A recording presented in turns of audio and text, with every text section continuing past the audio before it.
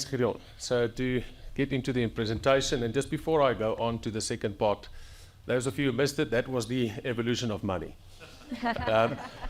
Three important aspects that we must take from that basically is the following. One, money is a technology that keeps on growing and expanding and evolves as technology. So it is basically a technology. And the issue that we are facing is that legislation and regulations is not able to keep up with those times. Secondly, the two things about money, or the two qualities about money, is that it can be used either as a medium of exchange, meaning it's legal tender. She just sold now, but I can pay over the counter for something in exchange for a product.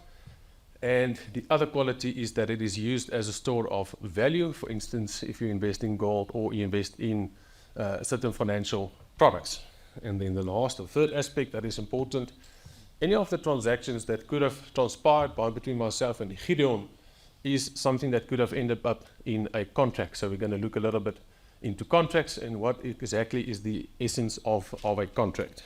So if we move on to the regulatory space, the second part of the presentation is to keep in mind those two concepts of money, because that is exactly the purpose of what Bitcoin was built for in the first instance. That it can be used as an exchange, a medium of exchange for legal tender, for payment, and then also a store of value, and that is the big argument. And if you keep in mind that South Africa, where we are now from a regulatory perspective, is that the one is starting to be regulated, and the other one is not regulated. The one that's not regulated yet, or that there's no foreseeable future that it will fall in that space, is where Bitcoin is used as legal tender, as a medium of exchange. The other one on the asset part is where regulations have started to actually commence. So if you're moving to the first one, where crypto is used as a medium of exchange, and the big question, of course, that everybody has, is crypto actually money for as far as South African legislation is concerned? And the answer to that is, no. Cryptocurrency is not regarded as money. Money in South Africa is regulated by an institution known as the South African Reserve Bank, and the bank itself is also regulated by the South African Reserve Bank Act. They are the sole custodians of money, and in terms of this act, they have the sole right to issue money or to make money and or to destroy money. So as you can see there, section 14, they have the sole right in that instance. What are the powers of the bank? As I've quickly mentioned, they can make banknotes and coins, they can issue banknotes and coins, and they can also destroy banknotes and coins. Sorry, just a little bit by mouth.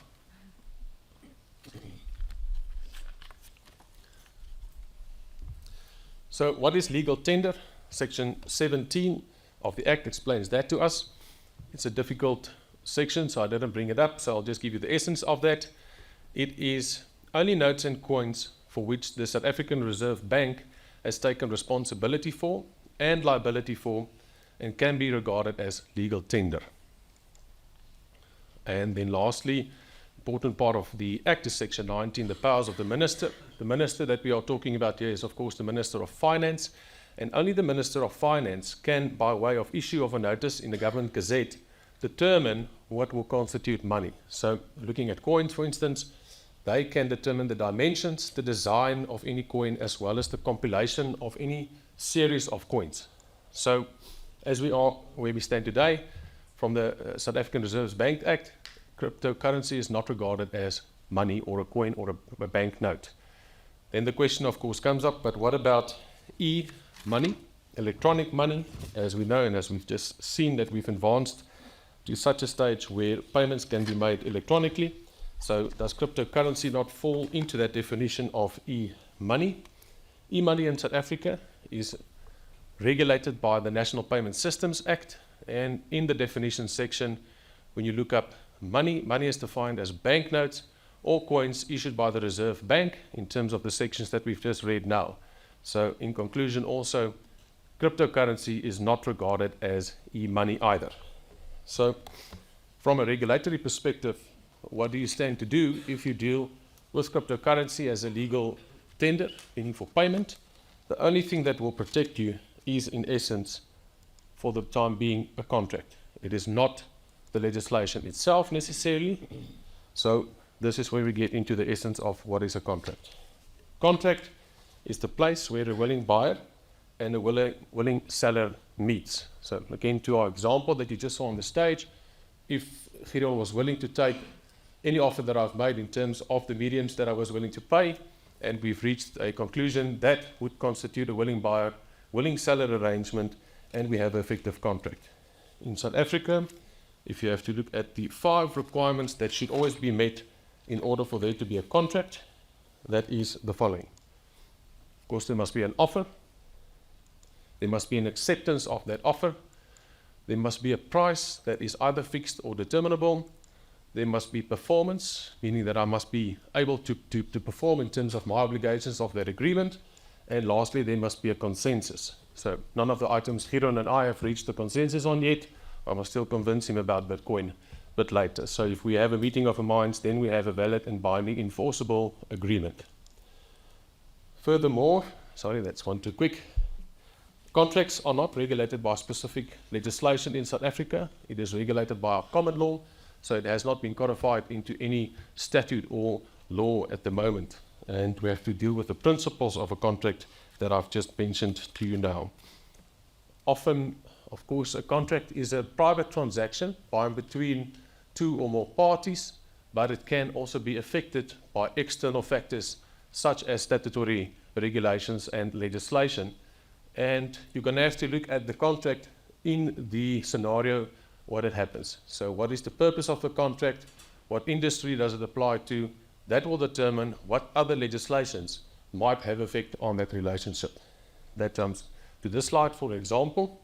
The relationship between an employer and an employee is always regulated by the Basic Conditions of Employment Act, regardless of what the contract says.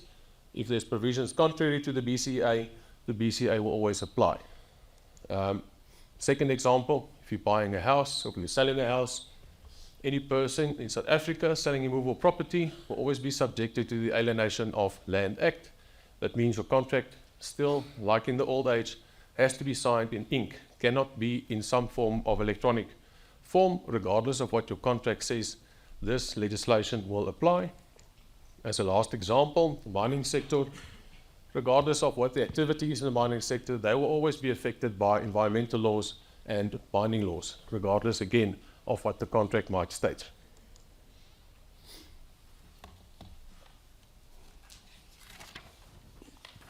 So what does this mean for cryptocurrencies? And if I enter into contracts for cryptocurrencies as a medium of exchange, and what type of contract regulates that relationship? That is known as a smart contract. Now, it's not the purpose or intent of this morning to go into complexities of what exactly a smart contract is. That's fine. What a smart contract is, but I will give you a brief definition of that. We can potentially do a follow-up topic in this part of the field. So a smart contract is an electronic contract that is written in code, and once it is concluded by and between 2 or more parties, it executes automatically without the interference of any further intermediaries.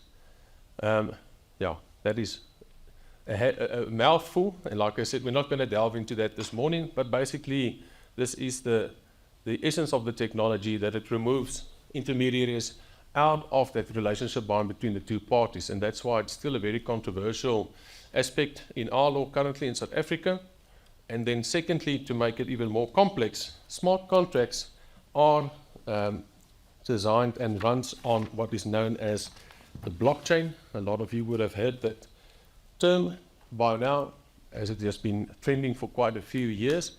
Again, it's not the purpose of this morning that we talk about the complexities of what exactly the blockchain is, but in short, this is nothing other than a very big interconnected ledger of transactions, and that runs on an open source network on the internet. So if you want to talk about the regulations of smart contracts and blockchain and how it's regulated, one can potentially ask, but how is the internet regulated, because this all runs on an open source network that is run on the internet. Now, same answer. The internet is not regulated by one single piece of legislation. There is plenty of legislation that might have an effect on your use on the internet or an open source network such as that. And it again depends on the industry in what we are potentially dealing with. So as an example, if you are buying a product on an e-commerce platform, such as one of these, there might be multiple legislations apart from the contract itself that is concluded on your platform that might have an effect on that relationship. For instance, the National Payment Systems Act, Consumer Protection Act, the National Credit Act if you're buying by credit on that platform, or the Protection of Personal Information Act if you are storing your card details and your personal details on that platform. So that contract that is concluded between yourself and the merchant can be regulated by all of these legislations at that point in time.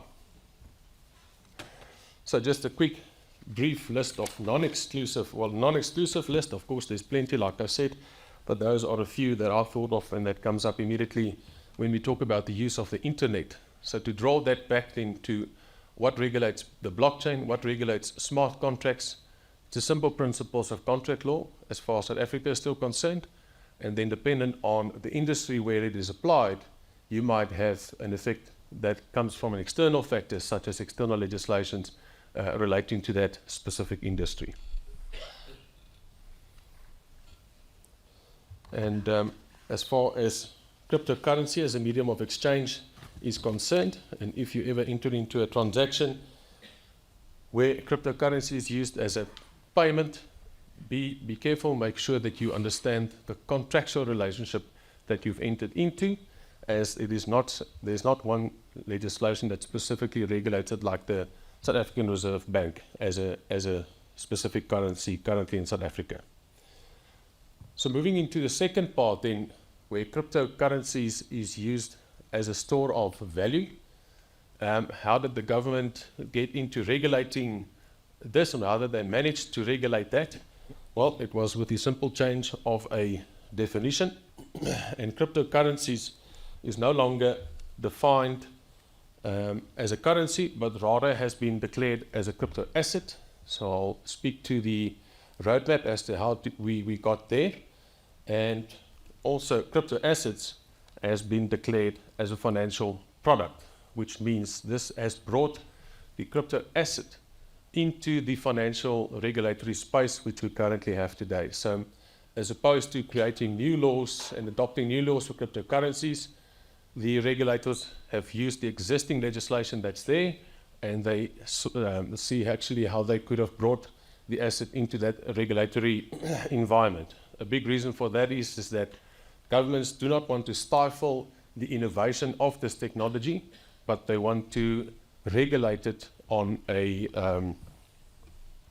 responsible way and manner.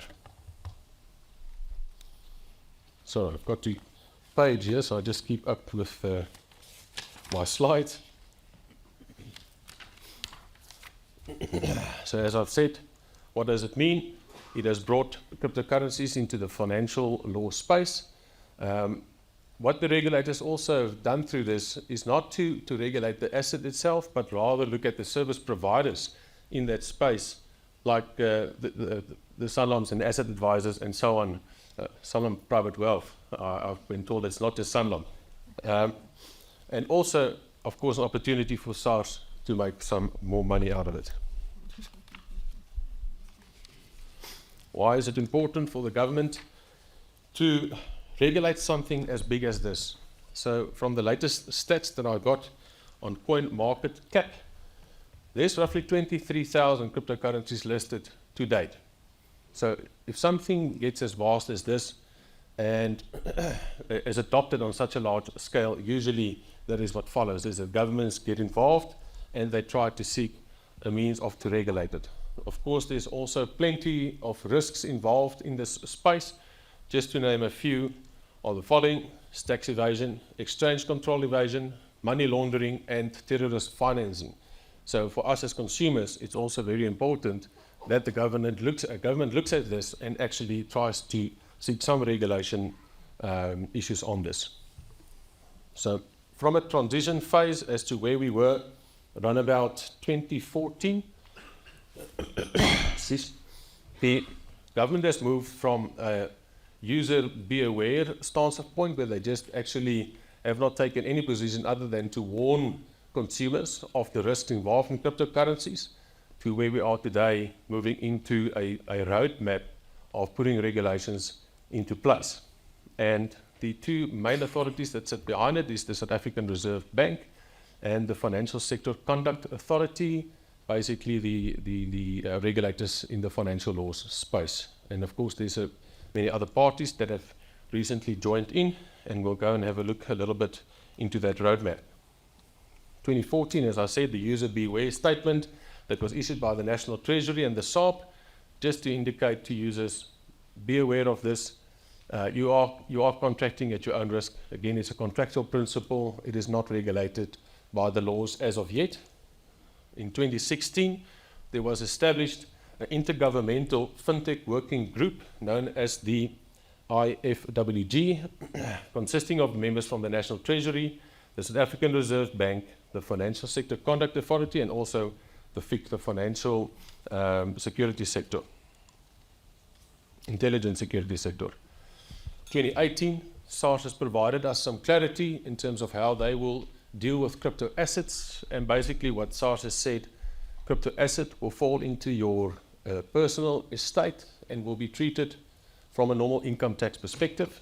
Every person has the responsibility to declare to SARS any investments that you have made into cryptocurrencies or any profits or sales that you have made, and the normal penalties for income tax will follow if that is not done. Then in 2019, 2020, the National Credit Regulator, the South African Reserve, SARS Revenue Services, and the Competition Commission also joined in on the IFWG. And what they've done, they've published a public document, or a document for public comment, which is the Crypto Asset Policy Paper. Now, in this paper is a list of requirements, or recommendations rather, 25 of them, which they have posed to the government as a solution for the regulation of crypto going forward. And then in 2021, this crypto asset policy paper was actually published and has been given effect in a few instances, not all 25 recommendations.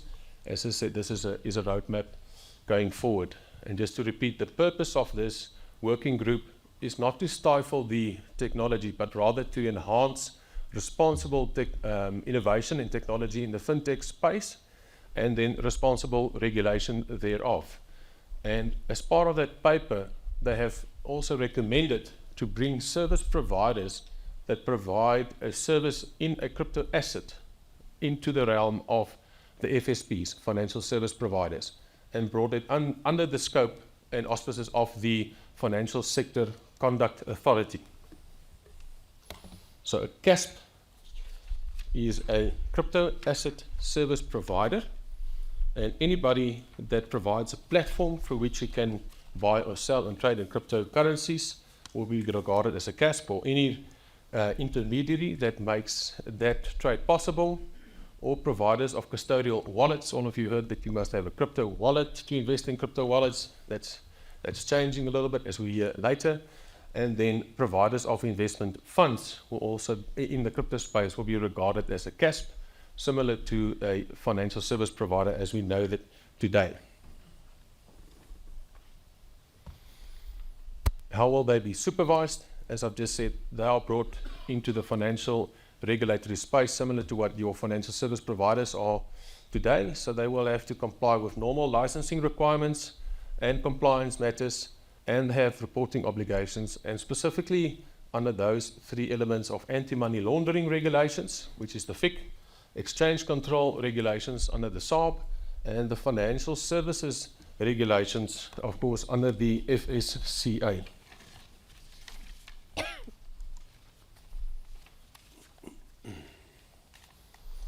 So the two things that have been given effect to so far in terms of that crypto asset policy paper that has been published by the working group are the following. From a FICA perspective, all CAPs are now regarded as accountable institutions.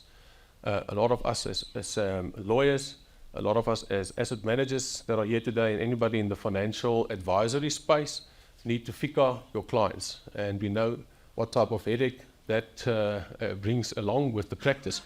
But that is quite important. And to the same extent, any service provider that intends to provide financial advice or a financial product will be regarded as a CASP as far as it relates to cryptocurrencies, and they will now be regarded as accountable institutions and will have to come under the full weight and authority of the FSCA in terms of their regulatory obligations and non-compliance in that space. They will have to implement proper risk management and compliance programs dealing with aspects as conduct of customer due diligence, or KYCs, monitor and reporting of transactions, and then manage the particular anti-money laundering risks and exposures. The second part that has been implemented from the recommendations is from the FSCA, the Financial Sector Conduct Authority perspective. As I've mentioned, crypto assets or cryptocurrencies is now defined as an asset, and the crypto asset has been brought under the class of a financial product under the FASE Act, the Financial Advisory and Intermediary Services Act. And anybody, like I said, offering financial advice and financial services or products in this space will now fall under the prior FASE Act, which is regulated now by the Financial Sector Regulations Act and all the Financial Markets Act, and to the same extent have to adhere to the requirements as a normal FSP needs to adhere to. So from a regulatory perspective and the roadmap, that is where we are. If you understand that difference between cryptocurrency being used as a medium of exchange, where you sit mainly in terms of contact law, and that you have to make sure that you safeguard and protect yourself in that perspective, but where we deal with cryptocurrencies as a store of value and certain investments perspective, there are some regulatory movement in that space. So let's move a little bit into succession planning, what you should be thinking about, what we provide to our clients as a service, and what you need to consider. Of course, SARS even takes tax after death. So seeing that cryptocurrencies is now declared as an asset that will fall into your estate, and also for estate tax duty purposes when you pass away, specifically again from a South African law perspective. So in terms of the Estate Duty Act, the current taxes looks as follows. 20% of your net asset value of your estate is taxed below the first 30 million. Of course, there's an exemption of the 3.5 million that is first deducted. And then 25% on your deceased estate for the amount above 30 million. Also, there is things like executor's fees that is paid and levied on your deceased estate, capital gains tax on the disposals as a deemed disposal at death, and then transfer fees if you have to transfer any properties or share portfolios and so on. So there's a lot of tax that's involved after death. So what do you have to do? First and foremost, we advise clients, make sure that your last will and testament is always updated. Make sure that you have regularly have a look at your will and make sure that the beneficiaries are still correct. And if there's a big change in your life when you get married, when you have children, like I with little Pete, if something else happens, then you need to make sure that the right people inherit. And then we also advise to keep let's call it a book of life, where you keep all your personal information, your passcodes, your access codes, and so on, because that's always a very difficult part of estate planning, to get all of that information out of the beneficiaries that remain after.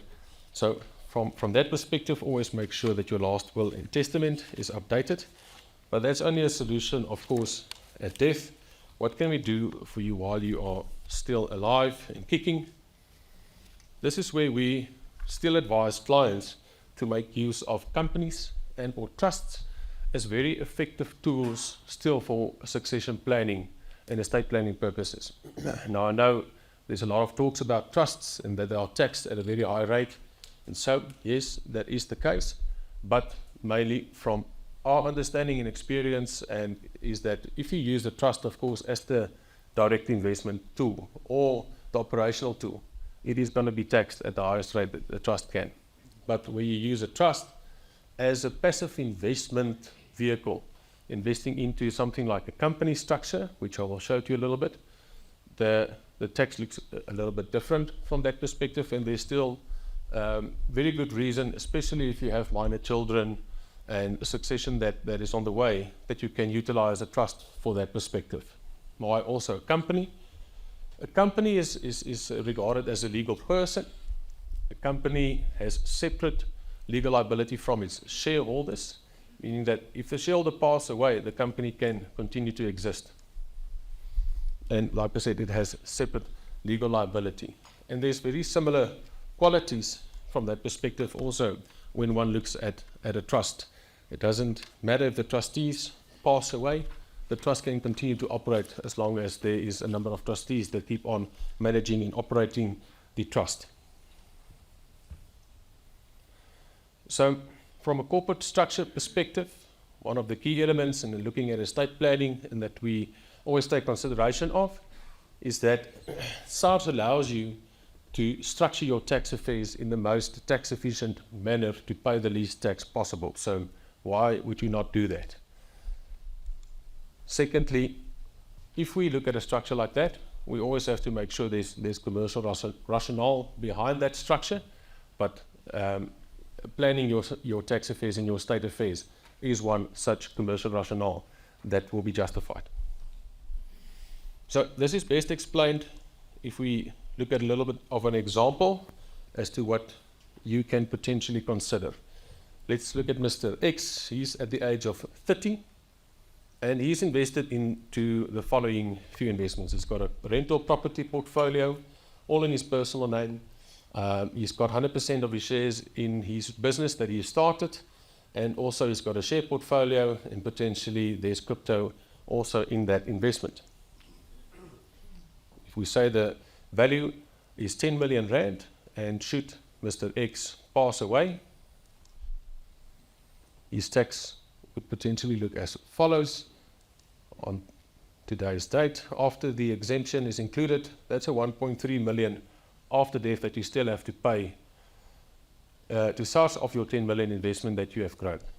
If Mr. X still keeps this investment in his personal name and he doesn't implement any corporate structures, and this value significantly grows to 100 million at the age of 60, if he passes away at that point in time, of course the legislations will probably change in 30 years as well, but the picture looks as follows.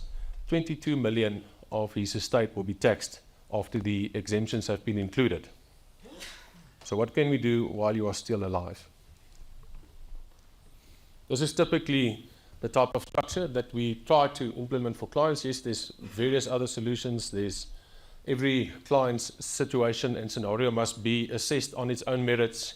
We do a proper investigation into your own personal situation. We look at your investments, we look at your business, we look at various aspects of your life, your family, and the ones that you leave behind before we make a final decision in something like this.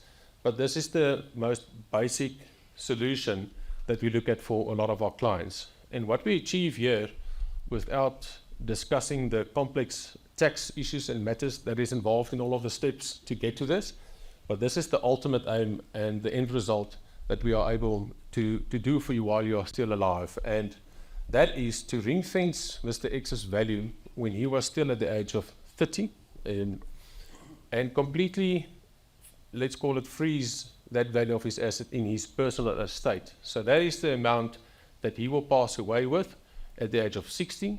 And by making use of a trust and a holding company structure like that, his investments have grown to 100 million, of which we were able to secure 90 million in that structure that will continue forever and a day as long as the trust and holding company structure can remain and exist. So we have significantly reduced the personal tax issue, And of course, that can also include, like you will hear later, cryptocurrency is not something that you can invest only in your personal name. You can now, through Luno, also open up a business account. I think there are other platforms that you can also invest in cryptocurrencies in a business account that will immediately also take out the estate duty tax complications for you as a crypto investor in your personal name. That's it for my part of the presentation. Thank you very much.